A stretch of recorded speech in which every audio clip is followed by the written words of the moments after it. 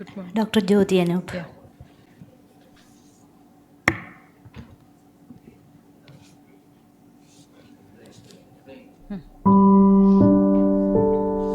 This was an unforgettable case for me as I had to struggle alone. Patient had a well-dilated pupil, grade 1 soft cataract, started surgery as usual under topical.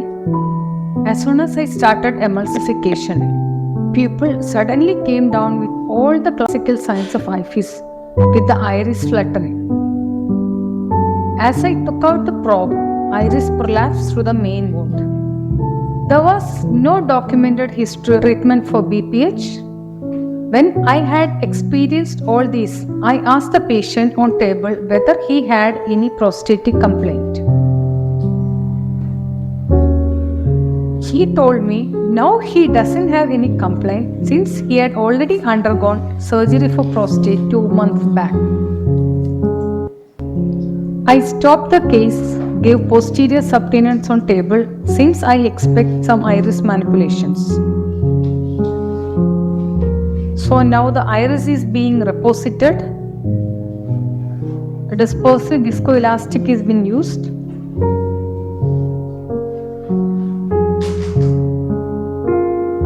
You have to be really gentle in repositing the iris as there is a risk of hyphema as well as there is a risk of iridodialysis when you reposit back. When I saw the pupil is well dilated, I made one more attempt to proceed with phacoemulsification. Unfortunately, the pupil came down again. And it was a soft cataract. The only option left for me was to use pupillary expanders. So I am using iris hooks. These are iris hooks, not capsular hooks. This was also a challenge for me as there is a risk of inadvertent hooking of the rhexis margin.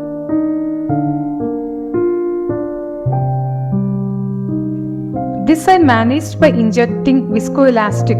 As you can see here, before each hook I am injecting viscoelastic between the iris and the anterior capsular margin. So I was successful in that step.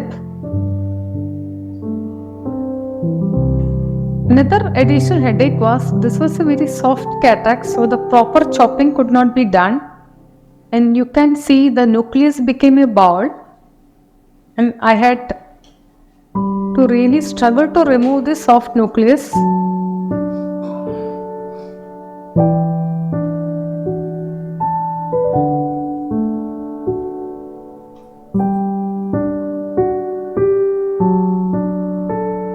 And remove the ball by tumbling.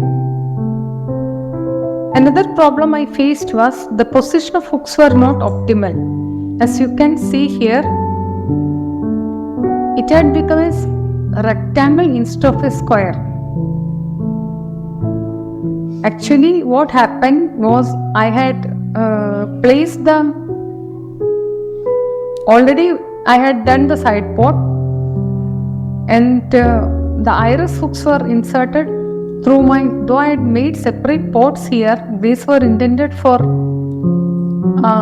iris hooks, but I placed the iris hooks through my actual side ports.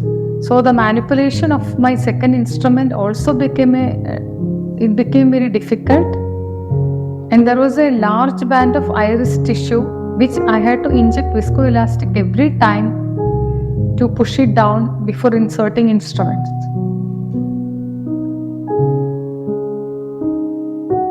Side ports were not optimal. I had difficulty in removing the epinucleus. And the subincisional cortex became a big struggle. So the subincisional epinucleus I could not remove. I am removing this iris hook to use my side port. This was the actual side port. I placed my iris hooks through this.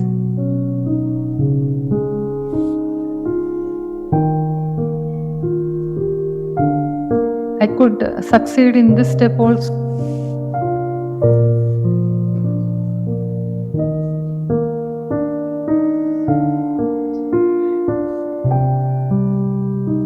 I could remove the subincisional cortex.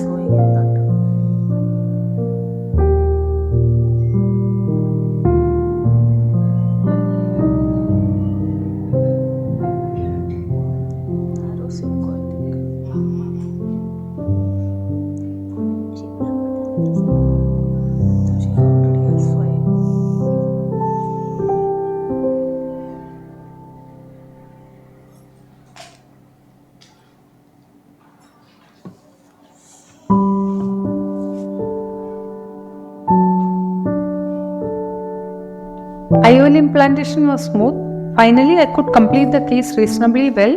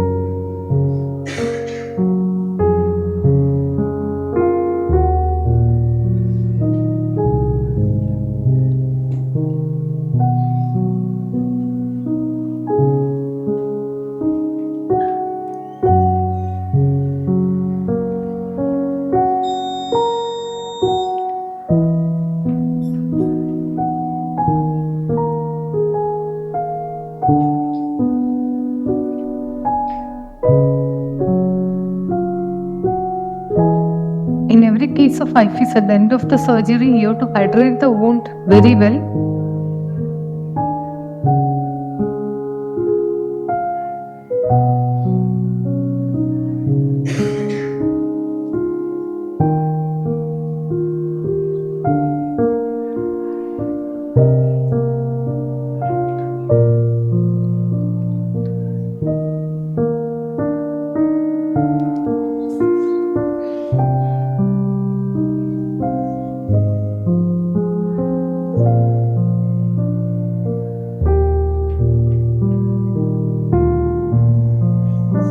Though I struggled a lot, I literally struggled in almost every step of the surgery. I could complete the case reasonably well. Yes, you nicely managed the case. So, what lessons you learned from this? No, a proper preoperative evaluation, that a simple history would have made the surgeon should have avoided lot of stress for the surgeon actually. So I think in the preoperative evaluation of cataract, most of the time the patient won't be knowing this history is important. So you have to a proper history is very important, especially in male, though it can be seen in females also, because it is given for urinary retention in the treatment of hypertension, at least in the OPD for a mid-dilated people, a male patient, this history is mandatory. And for this patient, this was the previous part was not recorded actually. It was a simple, straightforward, fully dilated people. I was literally surprised, and I really struggled a lot for this patient. Did you try intracameral adrenaline since it was dilated earlier? Yes. It had dilated well. Yes. Adrenaline intracameral? No, usually for this patient I haven't tried because I knew it was an IFIS, so only some preoperative, if the pupil is small, I use intracameral adrenaline. Otherwise, straight away iris hooks. And if I knew, if we knew there is a history of BPH, I use the dispersive viscoelastic in advance, so there is not much of problem. But if you don't know and once the IFE starts, then it is better. I always use iris hooks. Also never use sphincterotomies in these types No, of cases. no, Never. no, we should not. It will aggravate the IFE Yeah, actually. yes. Okay.